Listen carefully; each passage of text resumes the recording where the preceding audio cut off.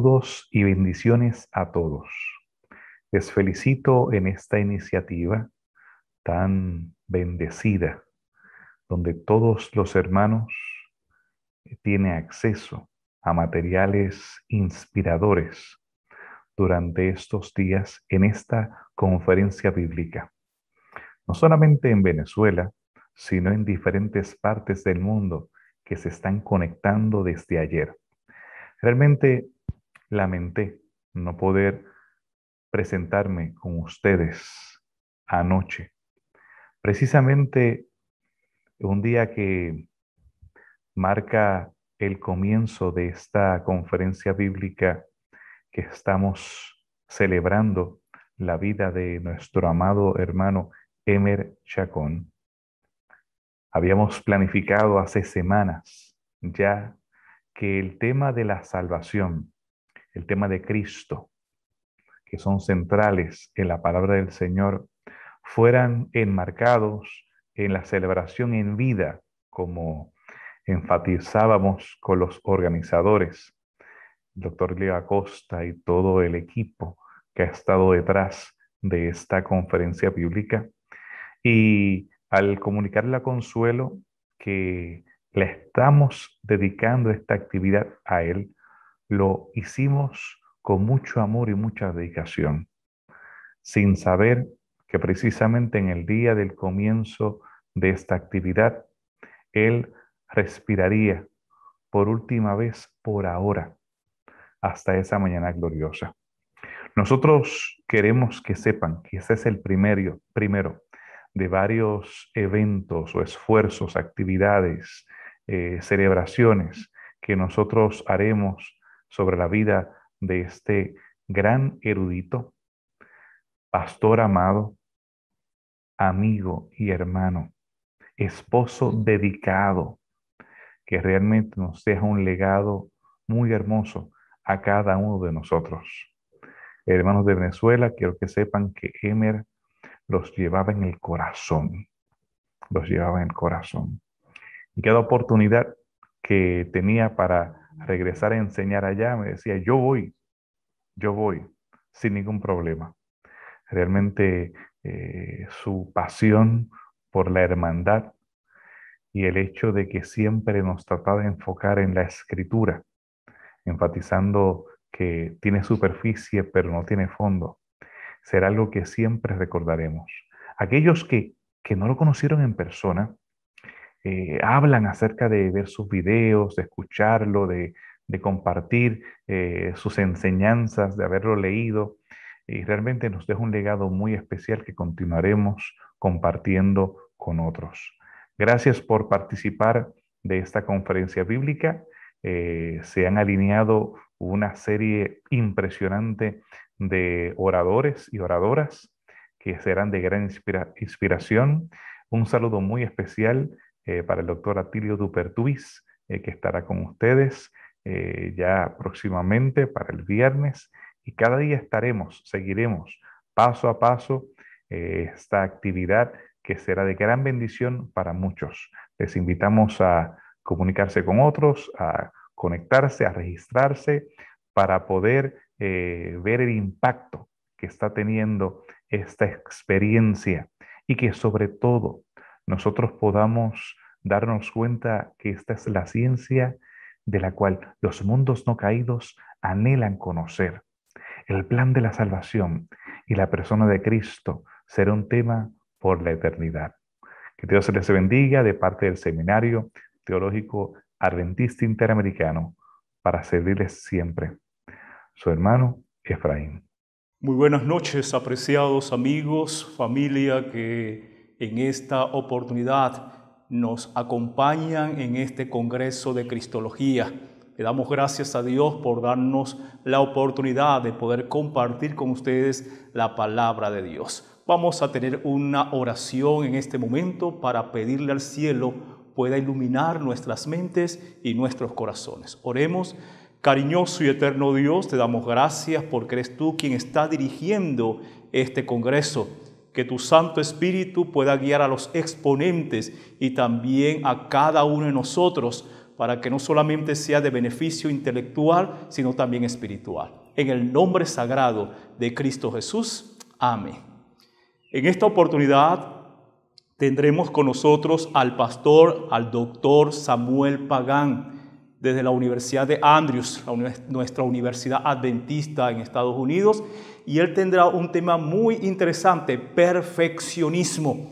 Así que pongamos atención al exponente en esta hora, que estamos muy seguros Dios lo utilizará como su instrumento. Adelante, doctor Samuel Pagán, el tiempo es suyo.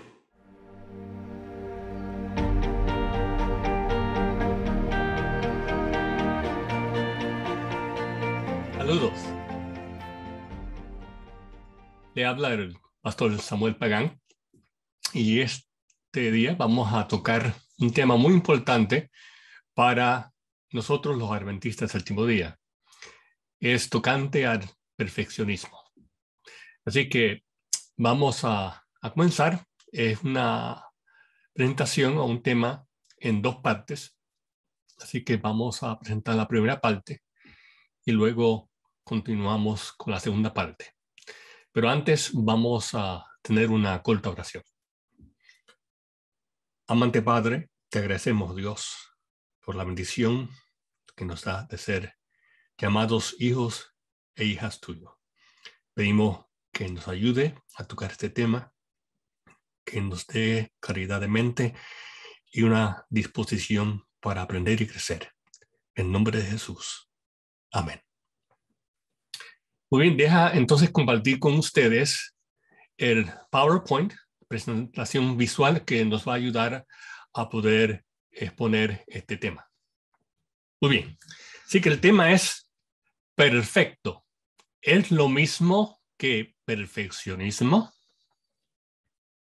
Esa es la gran pregunta. A veces se habla y leemos en las escrituras, como vamos a observar, la palabra perfecto, especialmente en las versiones más antiguas de la Biblia en español. Y nos preguntamos, ¿qué es lo que significa esto? ¿Es lo mismo que el concepto de perfeccionismo?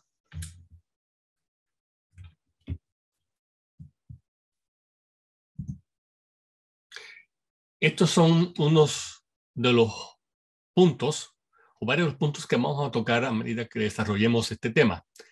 ¿Qué podemos esperar? Bueno, vamos a primeramente buscar la definición y aclarar qué es perfeccionismo. Vamos a mirar también a la etimología de la palabra y luego vamos a ver el uso de esta palabra, la palabra perfecto, en el idioma original, Antiguo y Nuevo Testamento. Y esa va a ser mayormente la primera parte de la presentación. Y luego vamos a seguir con la segunda parte que va a presentar el perfeccionismo en el contexto de la historia del adventismo. Y luego vamos a concluir con el concepto de perfecto en el amor.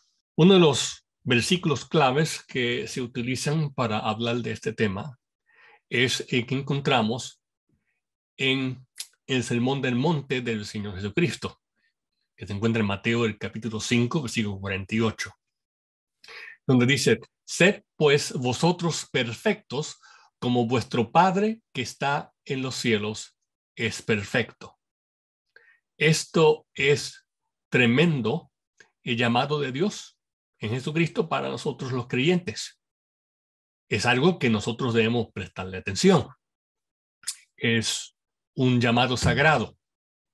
Pero, ¿qué es lo que significa esto? Vamos a primeramente definir lo que es esto, la perfección. Ya que hacerse la pregunta, ¿está mal tratar de lograrlo, de ser perfecto? Eso depende de lo que entendemos por perfección y cómo y cuándo esperamos obtenerla. Una definición clara de perfeccionismo que se ha utilizado a través del adventismo es esta. El perfeccionismo enseña que es posible que el hombre alcance y mantenga la perfección moral y espiritual en esta vida presente. Es la idea de que un creyente puede obtener en esta vida una posición sin pecado, que podemos llegar a un punto donde todos los pecados y tentaciones hayan sido vencidos.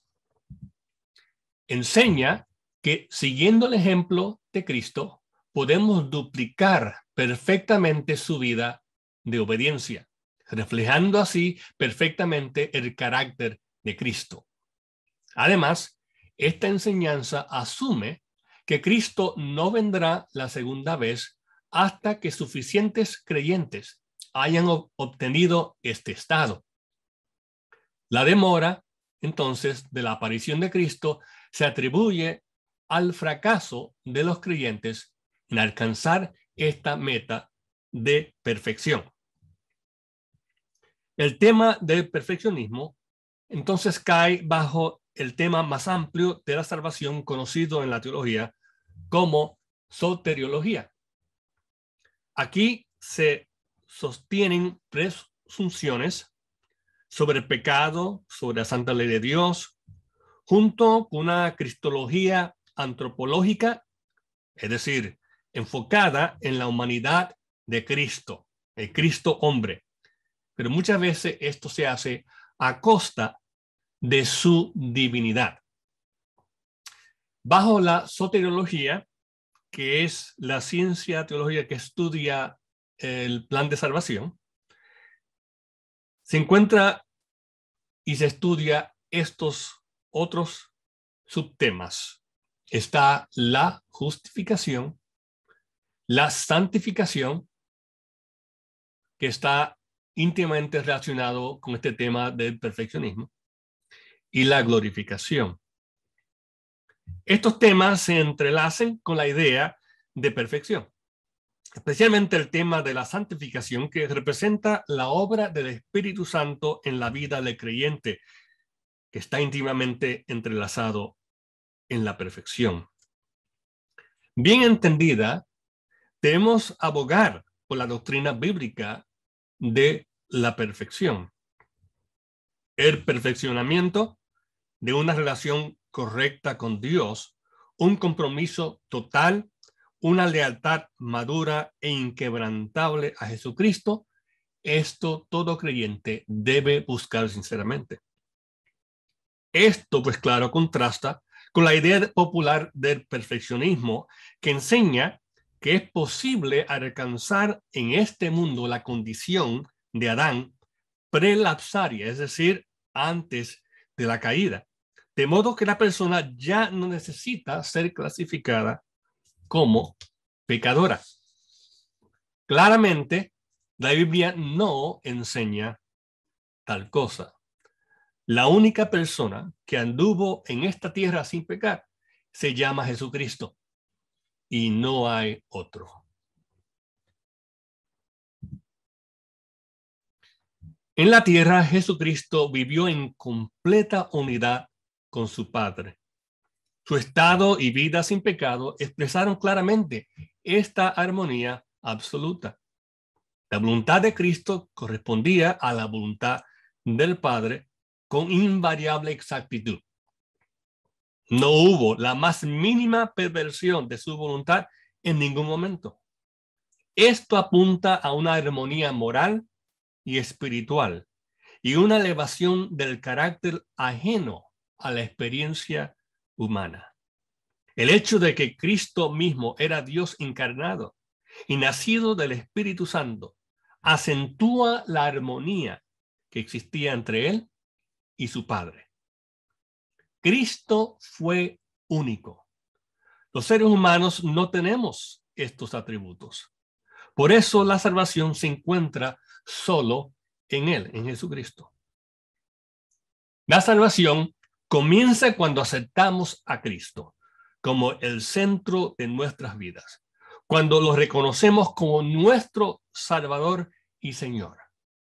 La perfección sin la presencia del pecado es el ideal de Dios para sus hijos. Por el poder del Espíritu Santo, debemos comprometernos con el ideal moral y espiritual en Cristo, avanzando siempre hacia Él, también conocido como santificación. el regreso de Cristo en ese momento, esto se realizará finalmente. Pero la perfección sin la presencia del pecado no se logra antes que ese momento glorioso. Desde la caída de Adán, todos los hombres nacen en pecado, un estado de separación de Dios. El pecado es tanto un estado como condición de naturaleza humana caída, como también acciones contrarias a la voluntad de Dios. La condición pecaminosa en la que todos los hombres participan es el egocentrismo, y es el resultado de nuestra separación de Dios.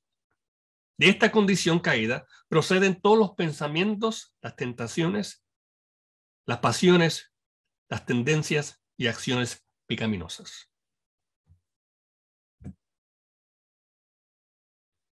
Por lo tanto, como dice 1 Juan capítulo 1, versículo 8 al 10, si decimos que no tenemos pecado, nos engañamos a nosotros mismos y la verdad no está en nosotros.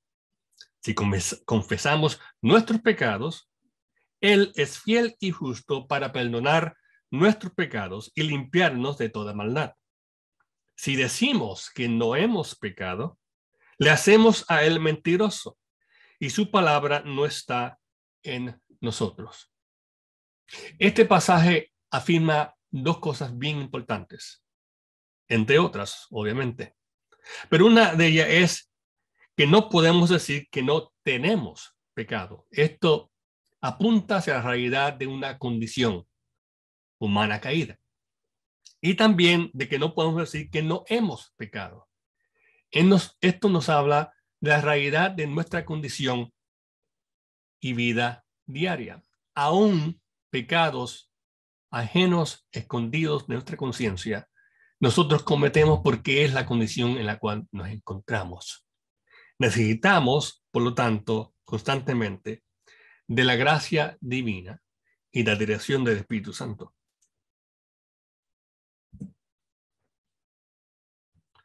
Esta condición en la cual el hombre se encuentra, este estado de naturaleza humana caída, se conoce como el pecado original, el estado espiritual en el que todos entramos al mundo. Este estado no se altera hasta que tenga lugar en la persona el nuevo nacimiento del Espíritu Santo. Se requiere la intervención divina a través de la operación del Espíritu Santo en las vidas de aquellos que responden al Evangelio por fe en Cristo, para que entonces comience a alterarse esta condición en la cual todos nacemos. Esto es un fundamento básico de lo que se conoce como el Evangelio de Jesucristo. Vamos entonces a ver un poco más el significado de la palabra perfecto. Hay dos maneras de entender la palabra perfecto. Una es desde la perspectiva filosófica griega, que predomina en el mundo occidental, o desde una perspectiva hebrea judía, que es la que encontramos en las Escrituras. Con su perspectiva dualista, donde el paradigma entre lo espiritual y lo material, lo visible y lo invisible, presentan dos realidades extremas, el pensamiento filosófico griego entiende la idea de perfecto en términos absolutistas. O somos absolutamente perfectos en la mentalidad griega, o no lo somos. En contraste, el pensamiento hebreo judío es más holístico y entiende la perfección en términos relativos. Bajo esta forma de pensar, una persona puede ser considerada perfecta si cumple con las expectativas que definen su existencia. Por ejemplo, un hombre es perfectamente hombre porque se conduce como hombre. Un carpintero es perfecto porque se comporta como un carpintero, con martillo en mano, etc. Esta es la idea que encontramos en la Biblia, donde la perfección del creyente es definida por su relación con Dios. Mientras exista una relación fiel con Dios de amor y compromiso sincero, tal persona se le considera perfecta. Ahora, cuando hablamos de Dios, estamos hablando de una perfección absoluta. Solo Dios es absolutamente perfecto. Lo que Dios es en toda su persona y carácter y lo que hace en todas sus acciones es completo en todos los sentidos, sea moral o espiritual. Nada es deficiente. En Dios está presente el valor supremo de todos los valores, más allá de lo cual no existe nada más. Pero esto se contrasta a los seres creados. Sin lugar a duda, Dios creó a Adán y a Eva perfectos. Dios no puede crear nada defectuoso o deficiente. Adán y Eva fueron creados en completa armonía con Dios, exactamente como Dios los diseñó para que fueran en lo físico, moral y espiritual. Permanecieron en este estado hasta que cayeron en pecado. Si no hubieran pecado, habrían continuado desarrollándose en conocimiento y en carácter, ya que fueron creados con ese propósito. Pero este desarrollo no debe considerarse un desarrollo de lo imperfecto a lo perfecto. Otra vez, la mentalidad griega. Sino el desarrollo normal dentro de un estado ya perfecto. Adán y Eva no gozaban de perfección absoluta. Esto pertenece solo a Dios. Pero eran perfectos en su esfera, con espacio para desarrollarse más y más a medida que interactuaban con Dios. Esto significa que el crecimiento íntegro de la primera pareja creada a la imagen de Dios sería algo continuo. Nunca podrían decir que llegaron a la cima de la perfección absoluta, pero siempre podrían gozar de perfección en su esfera. Este es, amigos y hermanos, el concepto bíblico de la perfección. La señora Elena G. White aclara con relación a esto. Debemos esforzarnos por ser perfectos en nuestra esfera, como Él es perfecto en la suya, colocándose bajo la influencia modeladora del Espíritu Santo, han de adquirir un carácter que refleje el divino. Con nuestras facultades limitadas, dice ella, hemos de ser tan santos en nuestra esfera como Dios es santo en la suya.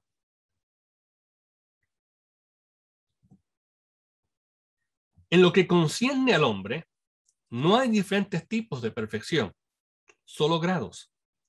Los cristianos pueden experimentar una perfección relativa, pero no absoluta.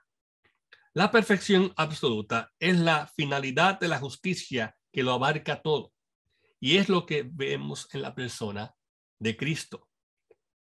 El cristiano está de camino hacia la perfección sin pecado, al estado original en el que Dios creó a la humanidad. La Biblia no considera la idea de perfección y la impecabilidad como algo equivalente.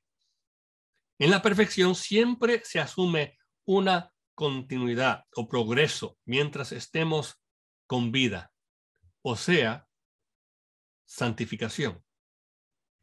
Nuevamente, Elena White nos aclara, la santificación no es una obra de un día o un año, sino de toda la vida. Cuando se hace referencia a la restauración del hombre al estado original como Dios lo creó, en completa armonía con Dios, perfección sin pecado es el término correcto, pero no hemos llegado a ese estado, ni llegaremos hasta el día de la glorificación. El único significado válido de las palabras perfecto y perfección es el que la Biblia les confiere. Y por eso vamos entonces a ver varios ejemplos en cuanto a cómo la Biblia usa esta importante palabra. Hay 9 palabras hebreas y 6 griegas que aparecen traducidas como perfecto o perfección en los pasajes bíblicos. Esto, pues claro, puede complicar la interpretación de esos textos. Obviamente, una sola palabra en nuestro idioma no puede sintetizar el significado de todas estas palabras en el idioma original. Sin embargo, hay 2 palabras griegas que se usan con mayor frecuencia en el Nuevo Testamento y en la traducción griega del Antiguo Testamento, lo que llamamos la Septuaginta. Estas tienen gran peso en la configuración de cualquier doctrina sobre la perfección y nos van a ayudar a poder entender mejor este tema. Vamos a ver algunos ejemplos en el Antiguo Testamento. La Biblia designa a algunos hombres como sirviendo al Señor con un corazón perfecto, indiviso en su lealtad, resueltos en su devoción, sin apartarse del camino del Señor. Por ejemplo, encontramos en 1 Reyes 15:14, que nos dice: con todo, el corazón de Asa fue perfecto para con Jehová toda su vida. Génesis 6:9 nos dice: Noé, varón justo, era perfecto en sus generaciones. Con Dios caminó Noé. Luego leemos en Job, el capítulo 2, versículo 3. ¿No has considerado a mi siervo Job, que no hay otro como él en la tierra, para un perfecto y recto, temeroso de Dios y apartado del mal, y que todavía retiene su integridad? Más adelante, Job confiesa esa fe que tiene en Dios inmovible, que dice: he aquí, aunque él me matare, en él esperaré.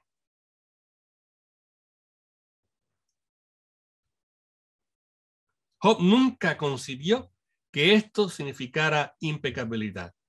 Tampoco los otros hombres de la Biblia mencionados lo entendieron así. Por lo tanto, la palabra perfecto en estos pasajes bíblicos que hemos utilizado como ejemplo no se usa para dar la idea de impecabilidad, pero traducida también como de íntegro corazón, nos ayuda a entender que la fidelidad de la persona hacia Dios es lo que se tiene en mente en estos pasajes. El rey Salomón era un hombre de lealtad dividida, no siempre fue íntegro. Por tanto, la Escritura registra que su corazón no era perfecto con Jehová su Dios, como el corazón de su padre David, porque Salomón siguió a Astoret, diosa de los sidonios. Y aquí vemos otro ejemplo de la palabra perfecto en relación a la falta de fidelidad de Salomón, que no era considerado perfecto en sus acciones.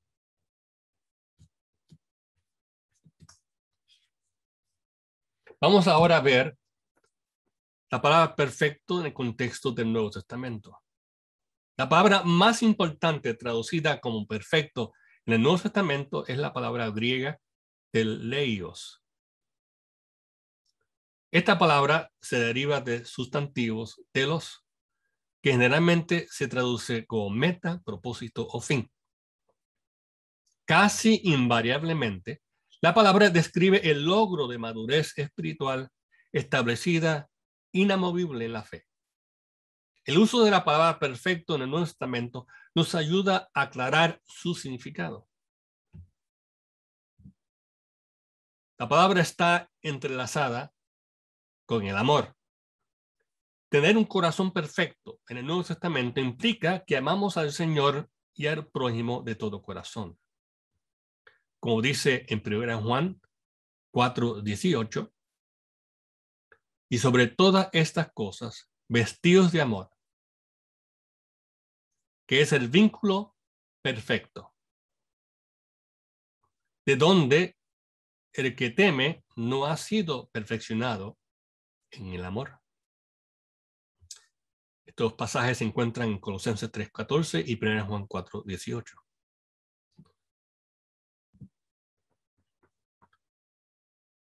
Vamos a ver cómo el apóstol Pablo, quien es el mayor autor del Nuevo Testamento, utiliza la palabra teleios, perfecto, en sus escritos. En 1 Corintios, el capítulo 14, versículo 20, nosotros leemos: hermanos, no seáis niños en el sentido, sino sed niños en la malicia, empero perfectos en el sentido. En la versión Reina Valera 60 termina este pasaje diciendo: o maduros en el modo de pensar. Lo que vemos aquí en el contexto de este pasaje y cómo se utiliza la palabra perfectos es que está relacionado con madurez espiritual. Lo vemos en el contexto aquí cuando habla y hace un contraste de dos hermanos en la iglesia en Corinto que se están comportando como niños espirituales. Y Pablo está llamando a que sean perfectos, es decir, maduros espirituales, se conduzcan de esa manera y que piensen de manera madura. Vamos a seguir explorando esta idea.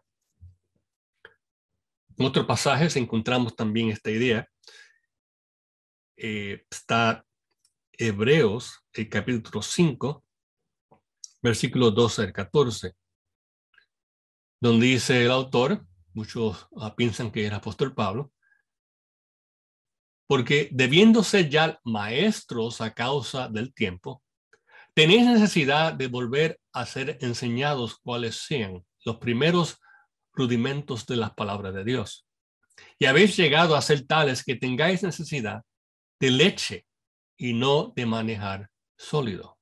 Aquí nuevamente vemos la idea de inmadurez, de niñez, están tomando leche en sentido espiritual, etcétera, etcétera. Pero el autor sigue diciendo que cualquiera que participa de la leche es inhábil para la palabra de la justicia, porque es niño. Más la vianda firme es para los perfectos, para los que por la costumbre tienen los sentidos ejercitados en el discernimiento del bien y del mal. Aquí el autor está enfatizando nuevamente el elemento de madurez espiritual en términos de aquellos que son niños espirituales y deben ya ser maduros, es decir, perfectos. Aquí, pues claro, está hablando en el contexto del Evangelio y conocer la palabra de Dios. El autor le está hablando a judíos, hebreos, que habían abrazado el cristianismo y estaban teniendo dudas acerca de su fe y pensando volver a sus tradiciones pasadas y a enfocarse en el templo terrenal, con el sacerdocio terrenal, habiendo ya escuchado el Evangelio de Jesucristo y de que tienen un sacerdote, su sacerdote celestial. Por lo tanto, el autor dice, no vuelvan a las niñas. Aquí específicamente se refiere a los rudimentos judíos con sus rituales en el templo y su sacerdocio humano. Dice, si han abrazado la fe del Evangelio de Jesucristo y Cristo como nuestro sumo sacerdote en el cielo, este es la fe de los maduros, es decir, de aquellos que son perfectos. Y ese es el contexto, así en resumidas. Luego, más adelante, en Hebreos 6:1, el autor dice, por tanto, dejando la palabra del comienzo en la doctrina de Cristo, vamos adelante a la perfección, no echando otra vez el fundamento, otra vez el mismo tema. Ellos estaban dependiendo de los primeros o las primeras enseñanzas y no habían crecido, no han hecho raíces, no han echado raíces en la verdad del Evangelio que apuntaba hacia Cristo y su ministerio en el cielo como sumo sacerdote, y estaban pensando volver a confiar en sacerdocios humanos.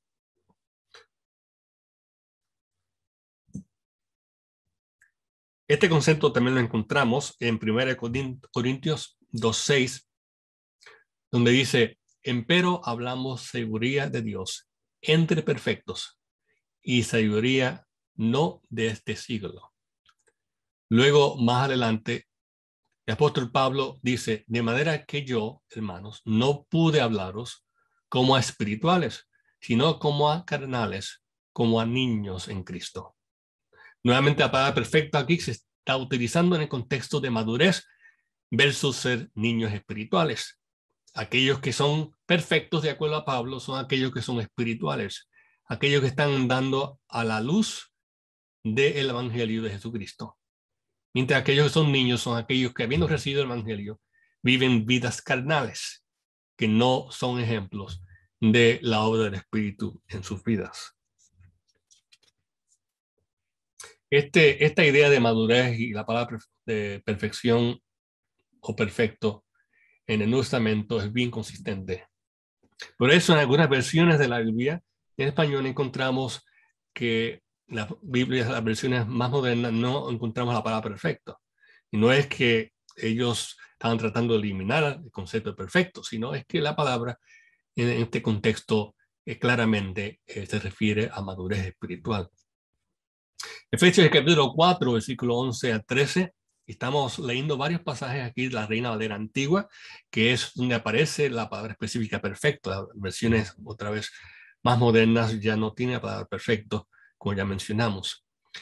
Dice el apóstol Pablo: hasta que todos lleguemos a la unidad de la fe y del conocimiento del Hijo de Dios, a un varón perfecto, a la medida de la edad de la plenitud de Cristo. Este es un pasaje muy hermoso. De hecho, todo el capítulo está dedicado a la iglesia, la unidad de la iglesia, los dones de la iglesia. Y aquí el apóstol Pablo está enfatizando en el contexto de esta palabra perfecto, de que la iglesia debe unirse de una manera que puedan ejemplificar el cuerpo de Cristo. Y el cuerpo de Cristo, pues claro, la persona de Cristo es ese varón perfecto. Si queremos crecer en unidad, que reflejemos a Cristo. Así que aquí está hablando perfecto nuevamente en el sentido de madurez, de crecimiento, la iglesia como un todo, con un cuerpo creciendo hacia la estatura de Cristo, que es nuestro ejemplo y que es la meta, que es el espejo al cual miramos para ser transformados de gloria en gloria. Nuevamente, la idea de madurez espiritual está aquí presente. En Filipenses, el capítulo 3, versículos 12 al 15, el apóstol Pablo usa la palabra teleios, nuevamente perfecto, en una forma muy interesante. Lo usa en dos sentidos, y estos dos sentidos de la palabra perfecto la encontramos a través de todas las escrituras. Pero aquí lo encontramos en un pasaje de Pablo que nos va también a ayudar a aclarar el uso de esta palabra. Y leemos: no que lo haya alcanzado ya, ni que ya sea perfecto, sino que prosigo por ver si logro hacer aquello para lo cual fui también asido por Cristo Jesús. Hermanos, yo mismo no pretendo haberlo ya alcanzado, pero una cosa hago, olvidando ciertamente lo que queda atrás y extendiéndome a lo que está delante. Prosigo a la meta, al premio del supremo llamamiento de Dios en Cristo Jesús. Así que todos los que somos perfectos, esto mismo sintamos. Muy bien, ¿qué es lo que observamos aquí? Observamos que Pablo utiliza la palabra perfecto dos veces, y es la misma palabra en el original griego, pero las usa en dos sentidos distintos. La primera que leímos, la usa como una meta futura. Y la segunda vez que utiliza, hacia el final del pasaje que leímos, la usa como una realidad presente. Así que una meta futura, una realidad presente. En la meta futura, él dice, ni que ya sea perfecto, sino que prosigo a la meta de la perfección en Cristo, que dice que es la experiencia de poder participar en la vida de Cristo en toda su totalidad. Y la realidad presente es que, dice él, todos los que somos perfectos, esto mismo sintamos, es decir, todos aquellos que ya hemos abrazado el Evangelio, es decir, somos perfectos en ese sentido, maduros espirituales, entonces vamos a sentir esta misma idea que él está ejemplificando. ¿Y cuál es esa idea? La idea de que seguimos en una meta. Estamos perfectos hoy, pero continuamos hacia la perfección, dice Pablo en Cristo Jesús. Así que la meta del ministerio apostólico de Pablo, como aquí alude en este pasaje filipense, era que, según él, presentemos a todo hombre perfecto en Cristo Jesús. En ninguno de estos pasajes bíblicos encontramos creyentes que afirmen haber alcanzado la perfección sin pecado, a pesar de que son llamados perfectos. Tal afirmación estaría plagada de peligros, entre la cual está la ceguera espiritual que impide que uno sea honesto con uno mismo. Si podemos llegar a la perfección sin pecado en esta vida, entonces la idea nos priva poder ver las deficiencias de carácter y la necesidad de crecimiento continuo a la luz de lo que es la persona sagrada y santa de Cristo. En el griego clásico, esta misma palabra teleios se usa a menudo para referirse a personas que han alcanzado la adultez. Aquí otra vez la idea de madurez. Para animales completamente desarrollados y para frutas que están maduras, listas para comer. Aplicado al cristiano, esto significa que ha de crecer hasta la madurez espiritual, que equivale a desarrollar el carácter a una estatura espiritual similar a la de Cristo. La palabra de Dios afirma que lo que es posible en esta vida es la madurez espiritual y la estabilidad, no la perfección sin pecado. El Espíritu Santo continúa guiándonos a lo largo de toda la vida, pero no hay finalidad en la perfección en esta vida. Cada paso ascendente nos revela nuevas alturas espirituales que debemos alcanzar. El cristiano tiene el privilegio de experimentar aquí y ahora lo que ha sido el privilegio de los creyentes en todas las edades. Y eso es el poder del Espíritu Santo para un continuo crecimiento y una fidelidad a Dios inquebrantable. Muy bien, esas es las observaciones de la primera palabra que mencionamos, que se usa mucho en el Nuevo Testamento y también en el Antiguo Testamento, la versión Septuaginta.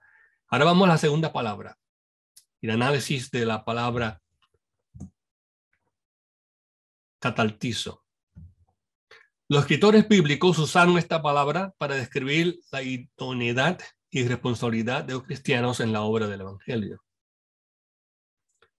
Y, por ejemplo, encontramos en este pasaje hermoso, leímos una parte de él, Efesios capítulo 4, versículos 11 y 12, donde se usa la palabra perfectos, pero ahora es una palabra distinta a teleios, es cataltizo. Y esto, aunque es relacionado, apunta hacia otro elemento en la experiencia cristiana. Pero leemos aquí, Efesios 4, 11 y 12 en español. Y él mismo dio unos, ciertamente apóstoles, y otros profetas, y otros evangelistas, y otros pastores y doctores. ¿Con qué propósito? Para perfección de los santos, para la obra del ministerio, para edificación del cuerpo de Cristo. En este pasaje la palabra griega para perfecto proviene de katartis. Su significado es el de estar completamente equipado y capacitado para servir en el ministerio de la Iglesia de Dios. Así que esta palabra cataltizo que se traduce perfección, está apuntando hacia la capacitación de el creyente para trabajar en la obra del ministerio del Evangelio. Dios es el que capacita para la obra. Es lo que nos dice 1 Pedro 5:10, usando nuevamente la misma palabra. Y dice, mas el Dios de toda gracia, que nos ha llamado a su gloria eterna por Jesucristo, después que hubierais un poco de tiempo padecido, él mismo os perfeccione, conforme, corrobore y establezca. Aquí vemos el apóstol Pedro, en este caso, utilizando la palabra para hacer referencia a la obra que Dios hace en nosotros a través de las experiencias que tenemos mientras mantenemos la fe en Cristo. Toda nuestra experiencia como creyentes, Dios la utiliza para capacitarnos, para prepararnos para la obra de Él, sea para la iglesia o simplemente para que seamos un testimonio, una luz en el mundo. También nos dice la palabra que las Santas Escrituras nos capacitan para la obra, y esto lo encontramos en 2 Timoteo 3, 16, 17, donde Pablo dice, toda escritura es inspirada divinamente y útil para enseñar, para redarguir, para corregir, para instituir en justicia, para que el hombre de Dios sea perfecto, enteramente instruido para toda buena obra. Aquí nuevamente la palabra perfecto, es decir, katartizo en griego, se utiliza para hablar de cómo Dios, en este caso a través de las Santas Escrituras, han sido inspiradas por Él, está buscando equiparnos, capacitarnos. ¿Para qué? El pasaje termina diciendo, para que podamos hacer buenas obras. Así que otra vez aquí habla de la capacitación del creyente. Al hablar de la perfección en la Biblia, entonces, es importante evitar una interpretación legalista rígida, un seguimiento servil de la letra o la obediencia a una lista de control. Este enfoque priva a la perfección o madurez espiritual de su significado verdadero y bíblico, como lo hemos observado.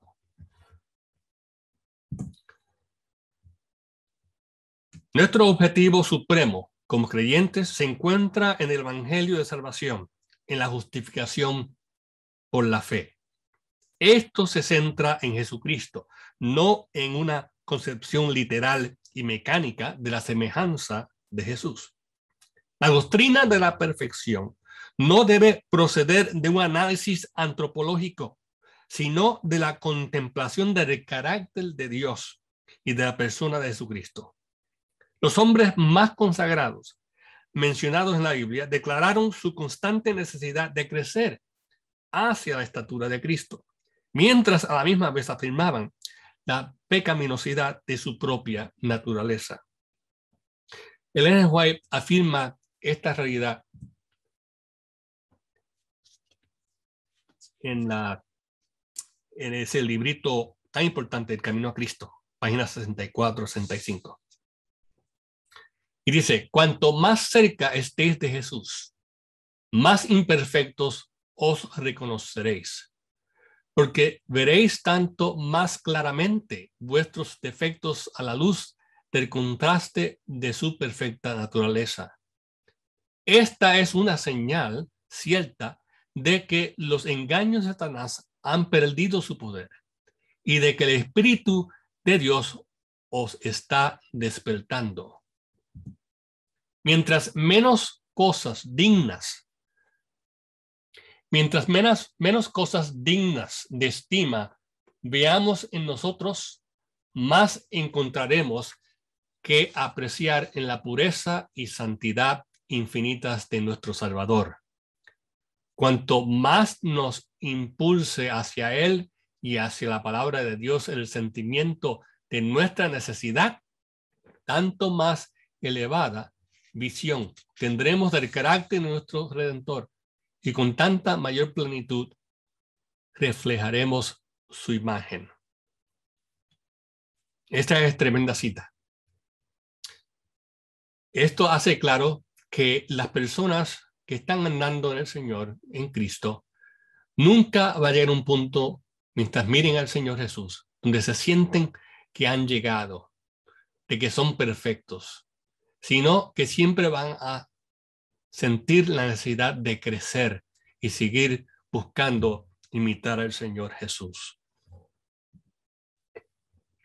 No es el cristiano más imperfecto el que más siente la imperfección, no, sino el cristiano que cada día mira más de cerca a Cristo. La insatisfacción con nuestro estado moral y espiritual en cualquier punto del camino hacia el reino es el resultado de aspiraciones más fuertes y más deseos espirituales. Esta es la perspectiva bíblica sobre el crecimiento cristiano hasta que Cristo regrese. Pablo afirma este deseo en su propia vida y lo encontramos en este hermoso pasaje de Filipenses 3, 10 al 14, donde él dice: anhelo conocerlo a él. Y repetimos, Pablo dice, anhelo conocerlo a él. Pero no conocía Pablo a Jesucristo. ¿No se reveló Cristo de camino a Damasco a Pablo? Pues claro que sí, lo conocía, pero él no conocía todo lo que se puede conocer. Pablo anhela conocerlo más. Él tiene una pasión por Jesús y poder crecer en su vida para conocerlo más y participar más de lo que Jesús tiene que ofrecer. Anhelo conocerlo a él y el poder de su resurrección y participar en sus padecimientos para ser semejante a él en su muerte. Y de alguna manera me encontraré en la resurrección de los muertos. No quiero decir que ya lo haya alcanzado, ni que haya llegado a la perfección, sino que prosigo a ver si alcanzo aquello para lo cual también fui alcanzado por Jesucristo, Cristo Jesús. Hermanos, yo mismo no pretendo haberlo ya alcanzado, dice Pablo, pero una cosa hago, olvidando lo que queda atrás y extendiéndome a lo que está por delante. Prosigo a la meta, hacia el premio del supremo llamamiento de Dios en Cristo Jesús. Amigos y hermanos, nosotros debemos tener la actitud que Pablo tuvo en su vida, en su ministerio, y es anhelar conocer lo más a él, a Jesucristo, conocerlo más. Esta es la idea de que cristiano es perfecto. Este es el perfeccionismo bíblico. Que tengamos constantemente un deseo de crecer y conocer a Jesucristo. Queremos ahora, en este momento, pasar a la segunda parte de la presentación. Hasta ahora hemos presentado la perspectiva general del concepto de perfeccionismo. Hemos visto el uso de la palabra en las Escrituras, Antiguo y Nuevo Testamento, y hemos visto cómo esta palabra siempre asume madurez, crecimiento, progreso. Hemos visto que la perfección absoluta solo pertenece a Dios y nadie más. Ninguna de las criaturas, tanto las criaturas en el cielo, los ángeles, o nosotros seres humanos aquí en la tierra, en un mundo caído, nadie goza de perfección absoluta, eso le pertenece a Dios.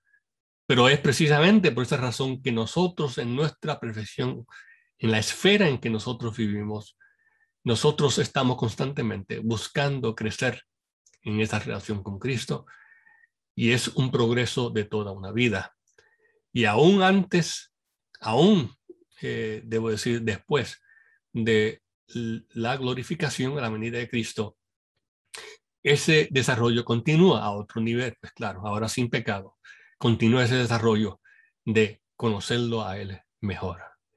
Este es el concepto bíblico de la perfección.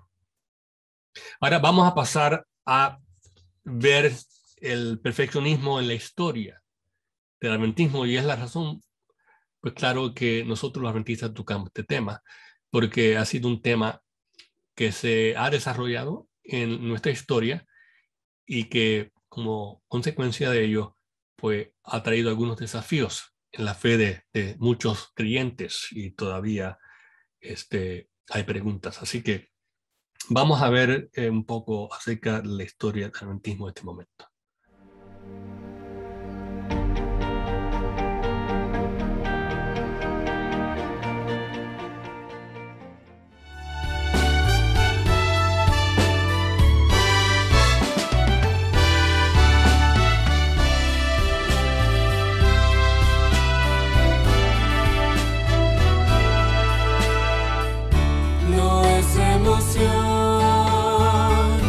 Es una verdad en mi corazón, hay una esperanza, no puedo esperar, al mundo le voy a contar que Cristo Jesús es mi pasión. Dios, hazme vivir obsesionado por tu ser, enamorado de tu ley. Es mi decisión y mi petición. Sí, el mundo sabrá que mi corazón alegre está, obsesionado por Jesús, dispuesto a llevar a muchos hasta tu hogar.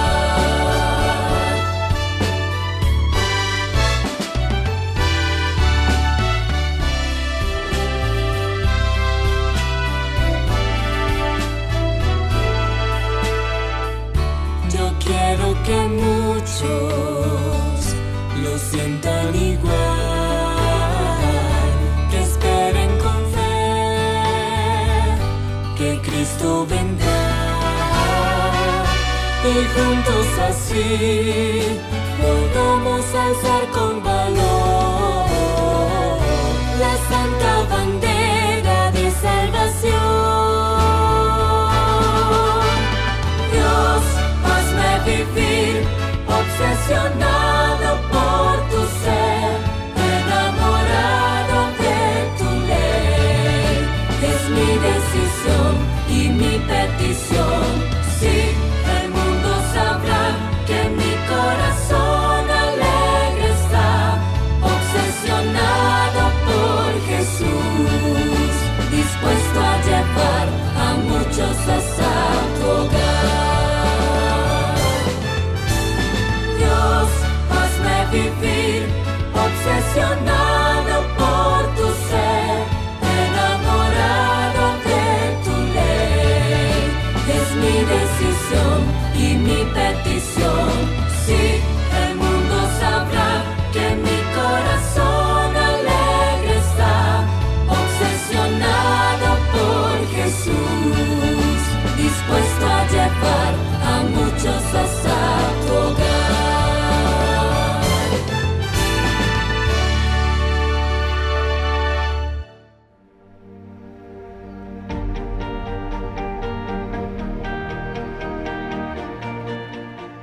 Saludos, hermanos amigos. Vamos a continuar entonces con la segunda parte del tema del perfeccionismo. Mi nombre es el pastor Samuel Pagán y vamos entonces a ver el perfeccionismo en el contexto de la historia del adventismo. Y compartimos el PowerPoint. Cuando hablamos del perfeccionismo en el contexto de la historia del adventismo, tenemos que comenzar con el gran e importante evento de 1888, la Conferencia General, la sesión de la Conferencia General de 1888. ¿Qué es lo que pasó allí? Pues claro, aquellos que conocen un poco de historia adventista saben que en ese congreso se presentó el mensaje de la justicia por la fe en Cristo en una manera que despertó la fe religiosa de la iglesia en buscar entender mejor lo que es la salvación. En el contexto de esta experiencia, este avivamiento y despertar el mensaje de la justicia por la fe, en esta sesión de la Conferencia General de 1888, comenzamos a ver algunos desarrollos teológicos que luego van a resultar en lo que hoy conocemos como el perfeccionismo en la Iglesia Adventista. Los dos personajes principales de ese mensaje en el Congreso de la Conferencia General de 1888 son L. J. Wagner, o L. J. Wagner y Alonzo T. Jones. Y estos dos jóvenes pastores, ministros, presentan el mensaje de la justicia por la fe en Cristo. Este mensaje es apoyado con entusiasmo por Elena G. de White, pero es rechazado por el liderazgo de la Conferencia General en ese tiempo. Básicamente, Jorge Butler y Uriah Smith. La sesión de la Conferencia General terminó con la mayoría de los delegados resistiéndose al mensaje de la justicia por la fe, por dos razones claves. Primero, la influencia del liderazgo sobre ellos, como liderazgo muy respetado, no aceptó el mensaje, entonces ellos tampoco vieron la confianza en aceptarlo. Completamente ignoraron la amonestación de Ellen White, que estaba presente, a que se aceptara el mensaje. Y la otra razón es porque el mensaje fue percibido como antinomianismo, es decir, el mensaje de la justificación por la fe o la justicia por la fe en Cristo, dado por Wagner y Jones, fue interpretado por muchos, incluidos los líderes de la iglesia, Butler y Smith. Entendieron que era un mensaje en contra de la santa ley de Dios, que ellos básicamente malinterpretaron este mensaje como que minimizaba o minaba el mensaje de la importancia de la obediencia. En los años que siguieron a la derrota de 1888, Jones, Wagner y Elena White se encargaron de llevar el mensaje de la justicia por la fe a la gente, donde comenzó entonces a germinar y echar raíces. Así lo hacían en diferentes campamentos de iglesia y diferentes eventos, compartían este mensaje. Tomaría más que el resto del siglo XIX, décadas, para convencer al liderazgo y al pueblo adventista de que vean el valor del mensaje de la justicia por la fe y el lugar que este mensaje tenía en el contexto de los tres ángeles de Apocalipsis 14, 1 a 16. Pero sigue habiendo preguntas históricas en cuanto al alcance de su impacto sobre la gente. Hubo un poco de progreso en la apreciación de este mensaje después de la sesión general de 1888, pero se han escrito varios libros a través de la década del siglo XX analizando esta parte de nuestra historia, y algunos concluyeron que el mensaje se ha aceptado, otros dicen que fue rechazado, otros están en un punto medio, dicen que algunos lo aceptaron en su generación, pero todavía necesitamos apreciar mejor la implicación del mensaje para el pueblo adventista. En el periodo de 1891 a 1915, Jones y Wagner comenzaron a alejarse del mensaje central de la justicia por la fe dado en 1888 para enfocarse en un punto de vista cristológico controvertido que abrazó una antropología optimista. Es decir, ellos estaban enseñando que si Cristo no pecó en carne de pecado, entonces tú también puedes duplicarlo. En este tiempo, Ellen White no estaba en los Estados Unidos. Ella había sido comisionada para levantar la obra en Australia. Cuando ella se mudó a Australia en 1891, dejó a Jones y a Wagner para que se las arreglaran solos. El resultado fue que Jones y Wagner comenzaron a alejarse del mensaje central de la justicia por la fe dado en 1888 para enfocarse en puntos de vista controvertidos que tendrían efectos duraderos en el movimiento y en la iglesia. La naturaleza humana caída de Cristo, junto con una visión perfeccionista de la justicia por la fe, lo que diríamos en el cristianismo semi-pelagianismo, comenzó a desarrollarse libremente sin ningún rechazo de nadie, porque el respaldo de Ellen G. White a estos dos varones, Wagner y Jones, como oradores, en los años anteriores se interpretó como su respaldo al 100% de sus ideas. Pues claro, Ellen G. White escribió a Jones y Wagner desde Australia, desafiándolos a corregirse a sí mismos. Pero esto, pues claro, no sucedió. Para cuando Ellen G. White regresó a Norteamérica al final de la década, la posición distorsionada de Jones y Wagner sobre la justicia por la fe había cambiado el panorama teológico adventista. En términos simples, ahora, en lugar de centrarse en el don de la justicia de Cristo, también conocida como la justicia imputada, el enfoque cambió hacia la justicia impartida de Cristo, es decir, santificación, o Cristo como nuestro ejemplo, entrelazado con una cristología poslapsaria, es decir, una cristología que enfatizaba o afirmaba que Cristo había tomado una naturaleza humana caída. Este punto de vista eventualmente condujo a una expectativa escatológica perfeccionista, como observaremos después. En las décadas de 1915 a 1957, es decir, después de la muerte de Ellen G. White, vemos desarrollos teológicos en torno al evento de la justicia por la fe de 1938.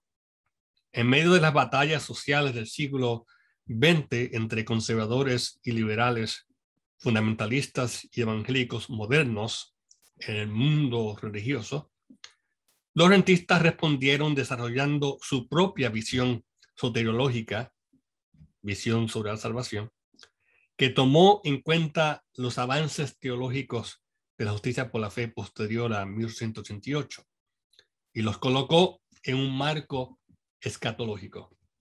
Tenemos que entender que este periodo de 1915 a 1957 vio grandes eventos en la historia que impactaron la teología adventista. La iglesia experimentó 2 guerras mundiales, igual que el mundo, y todo esto llevó a las personas de fe a hacerse varias preguntas con relación a su existencia y la venida del fin. Después de la muerte de Ellen G. White en 1915, el tema de la justicia por la fe continuó siendo considerado, mientras que al mismo tiempo se desarrolló paulatinamente hasta convertirse en una marca adventista única, y en énfasis en único, porque aunque tradicionalmente nosotros hoy pensamos que el mensaje adventista es único, la idea de único realmente se desarrolló en el siglo XX con estas ideas escatológicas perfeccionistas. Después de la muerte, Ellen G. White continuó estudiándose el tema y se fue desarrollando. La década de 1920 vio un renovado interés en el tema de Cristo y de la justicia por la fe, gracias a las publicaciones de Prescott y también de A.G. Daniels, quien fue presidente de la Asociación General por muchas décadas en el siglo XX, entre otros también que contribuyeron. La voz más influyente en las décadas de 1930 a 1940 fue la de un teólogo y administrador llamado M.L. Andreasen. Él tomó las ideas cristológicas de Jones y Wagner junto con la justicia por la fe y él desarrolló el perfeccionismo. El impacto de su teología de la última generación, que hasta el día de hoy se conoce y es abrazada por un sector en la iglesia. Este es la contribución de M.L. Andreasen. M.L. Andreasen fusionó dos hitos doctrinales importantes para los adventistas en este tiempo. Y ese era el santuario y la justicia por la fe. Y agregó la urgencia escatológica exigida por los tiempos que ellos habían experimentado, es decir, la Primera y Segunda Guerra Mundial. Al enseñar que Cristo solo podría venir por segunda vez si la iglesia desarrollaba un carácter perfecto, viviendo perfectamente libre de pecado, duplicando la vida de Cristo cuando estuvo en la tierra. Esto en la historia del cristianismo se entiende como pelagianismo.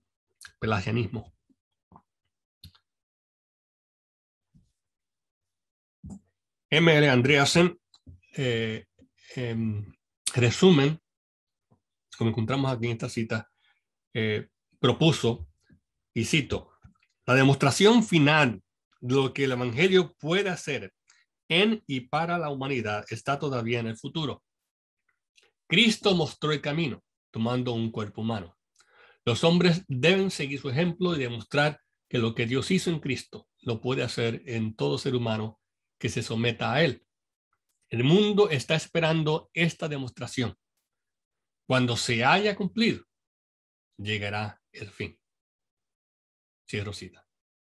En otras palabras, la teología de la última generación es una teología que enseña que Cristo no puede venir hasta que un buen sector de los cristianos, especialmente cristianos adventistas, dupliquen la vida perfecta de obediencia de Cristo Jesús, es decir, que alcancen la perfección sin pecado.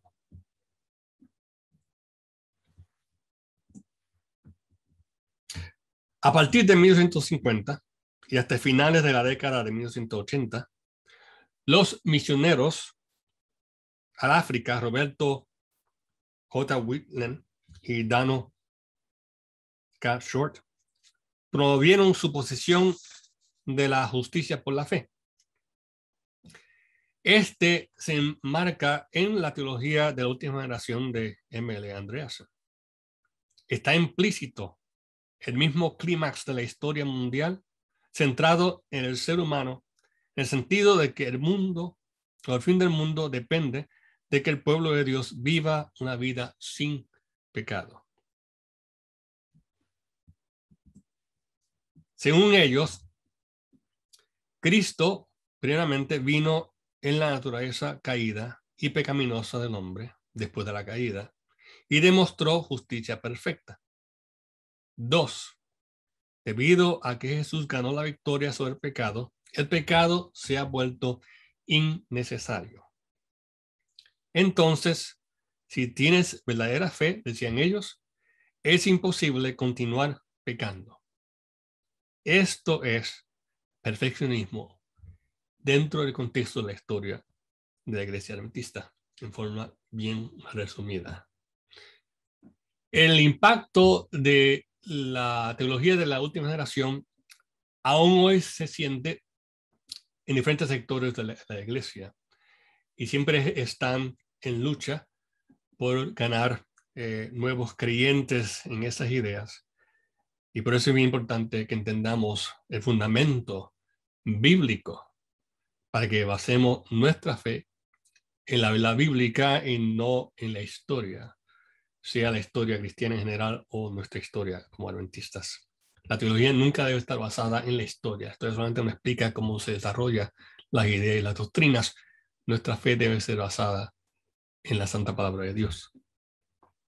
Por eso en este contexto es muy importante al dar finalidad a este tema importante que recordemos que nuestra salvación no es por seguir buenos consejos, sino que nuestra salvación es en abrazar las buenas noticias de Cristo Jesús.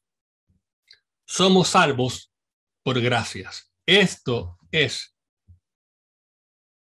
el fundamento bíblico.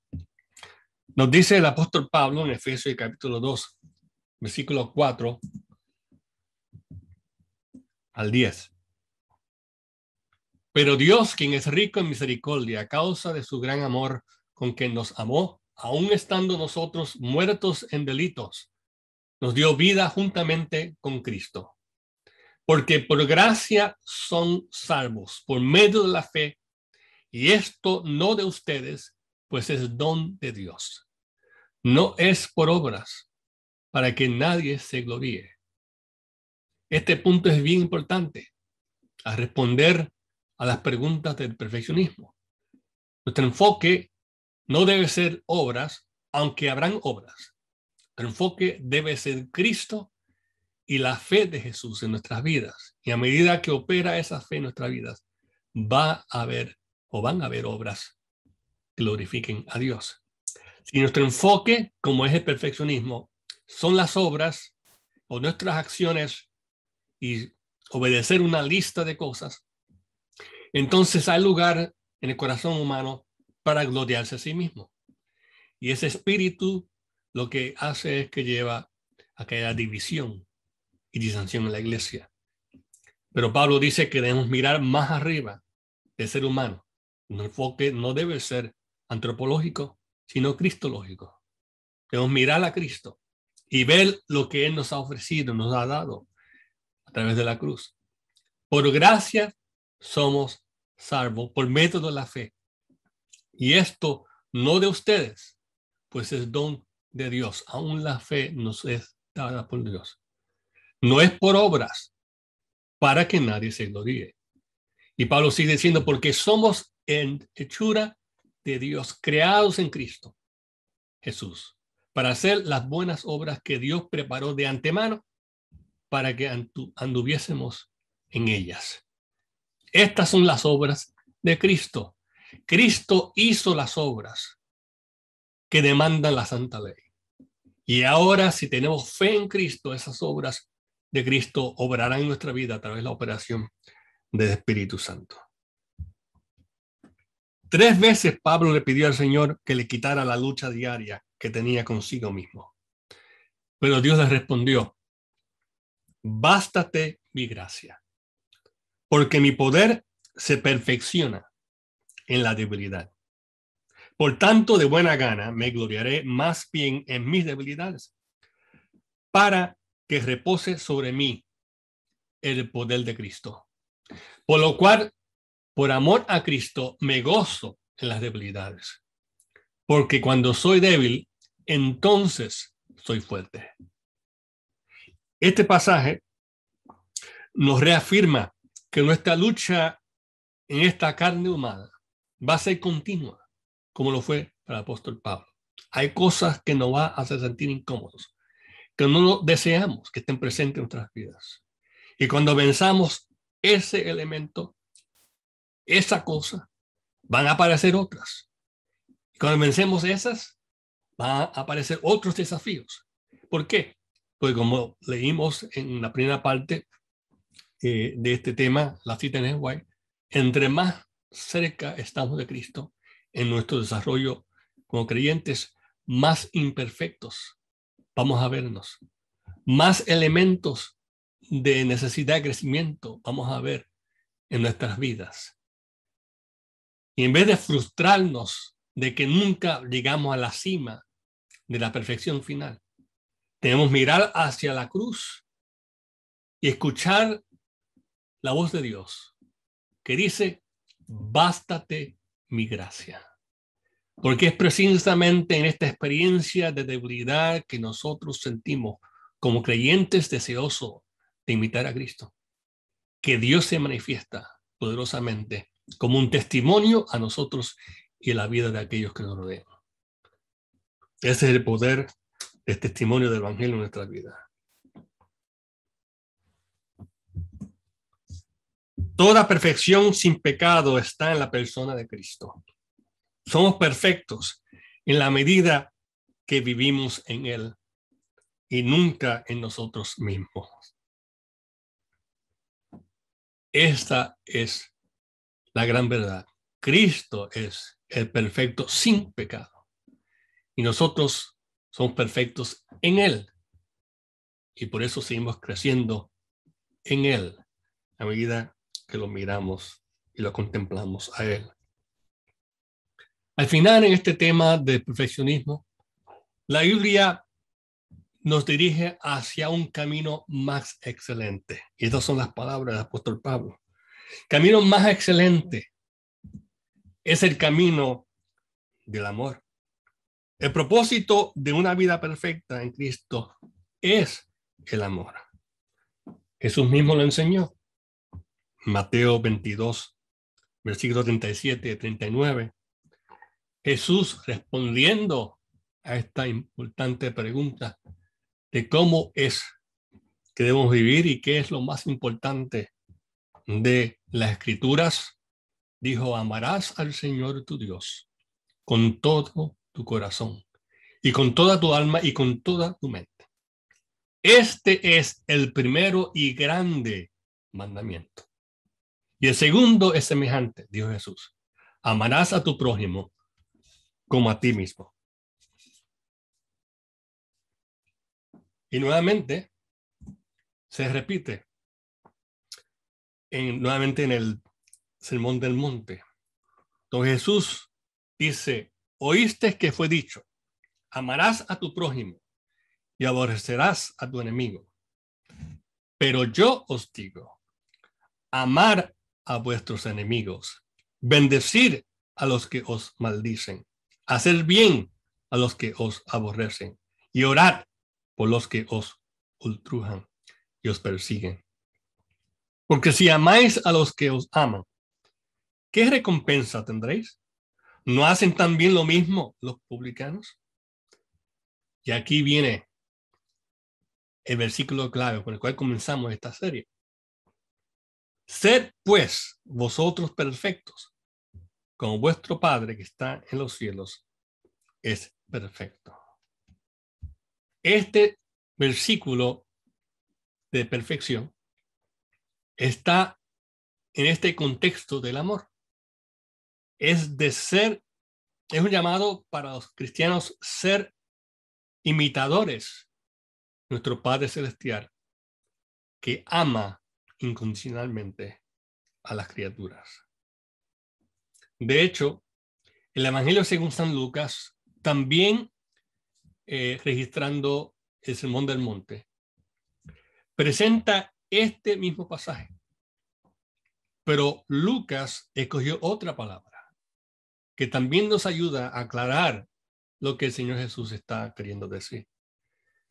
Y eso es Lucas, capítulo 6, versículo 36, donde dice: sed pues misericordiosos, como también vuestro Padre es misericordioso. Esto está apuntando la actitud de Dios hacia los seres humanos. Dios quiere que nosotros los creyentes tengamos esta misma actitud de amor incondicional. El mandato a ser perfectos en este pasaje se centra en nuestra capacidad de amar como Dios ama. Para poder amar a Dios con todo nuestro corazón y a nuestro prójimo como nosotros mismos, necesitamos ser partícipes del amor perfecto de Cristo. Manifestar este amor significa que compartimos la vida y las cualidades esenciales del amor de Dios. Los que tenemos este amor estamos en completa armonía y unidad con Cristo. La señora Ellen White afirma esto diciendo en el libro de los Hechos de los Apóstoles, página 451. La verdadera santificación significa amor perfecto, obediencia perfecta y conformidad perfecta a voluntad de Dios. Debo decir aquí de pasada que el concepto de Ellen White de la perfección está en línea con lo que nosotros presentamos en la Biblia. El concepto de ella es un concepto de John Wesley, es un concepto wesleyano, que ve la perfección en el contexto de la expresión del amor de Dios en nuestra vida. Y esto pues coincide con las presentaciones que hemos visto de la Biblia. Y ella sigue diciendo en Hijos e Hijas de Dios, página 53. Los que aman a Dios tienen el sello de Dios en la frente y obran las obras de Dios. La pregunta no es si somos capaces de amar tan perfecta y absolutamente como Dios, porque ninguno de nosotros puede hacer eso. Recordamos en la primera parte de este tema que solo Dios es perfecto absolutamente. Así que no estamos hablando de duplicar la manera que Dios ama, sino imitar. Si la pregunta es, ¿estamos manifestando ahora este mismo amor en virtud de que Cristo mora en nosotros? Si hacemos esto, participamos de esta misma perfección. Nuevamente, la señora Ellen White nos reafirma esto cuando dice, las cualidades esenciales que todos debieran poseer son las que señalaron la plenitud del carácter de Cristo. Su amor, su paciencia, su abnegación y su bondad. Los cristianos aman a los que los rodean como a almas preciosas por las cuales Cristo murió. No existe cosa tal como un cristiano carente de amor, porque Dios es amor.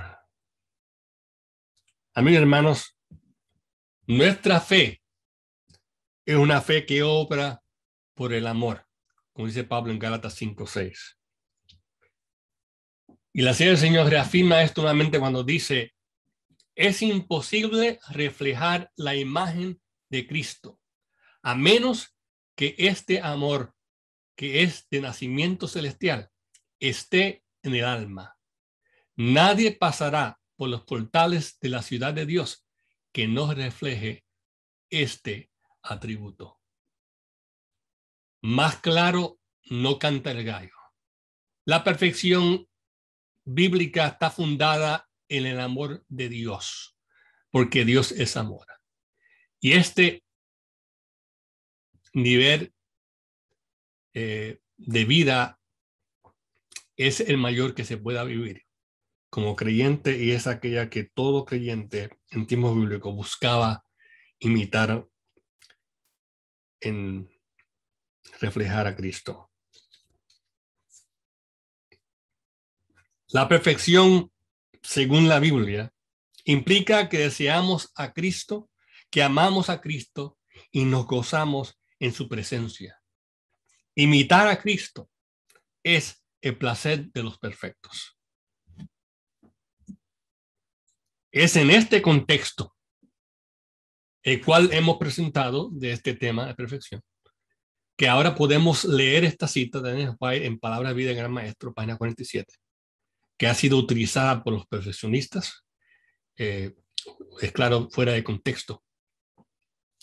Pero ahora en este contexto que hemos presentado, en contexto del amor y de presentar el carácter de Cristo en nuestras vidas, en amar a Dios sobre todas las cosas y, por ejemplo, a nosotros mismos, leemos esta cita que dice, cuando el carácter de Cristo sea perfectamente reproducido en su pueblo, entonces vendrá Él para reclamarlos como suyos.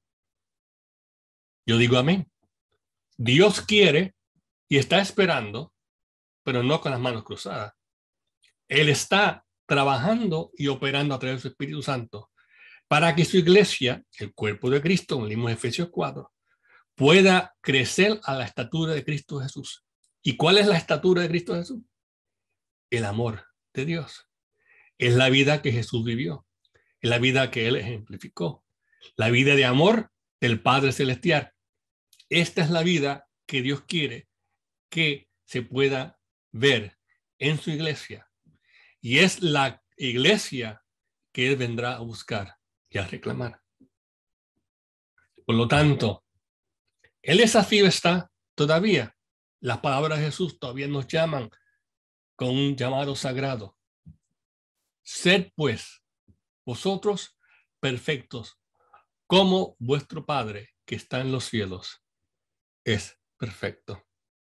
Si nosotros tomamos en serio este llamado de Cristo y miramos hacia nuestro Padre Celestial como hijos e hijas de Dios, con toda confianza y con todo corazón sincero, Dios, a través de la operación de su Espíritu Santo, va a hacer posible que en nuestra vida los frutos de este amor que reflejan el carácter de Cristo se puedan producir.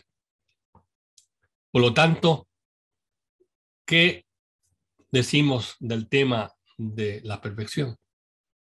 Como cristianos y adventistas decimos amén. Abrazamos el mensaje de la perfección.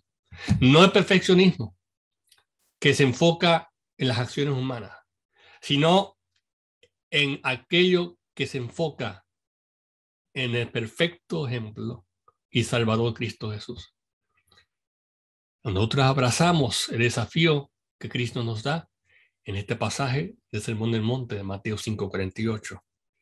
Y decimos, como el autor a los Hebreos, Hebreos 6:1, vamos adelante a la perfección.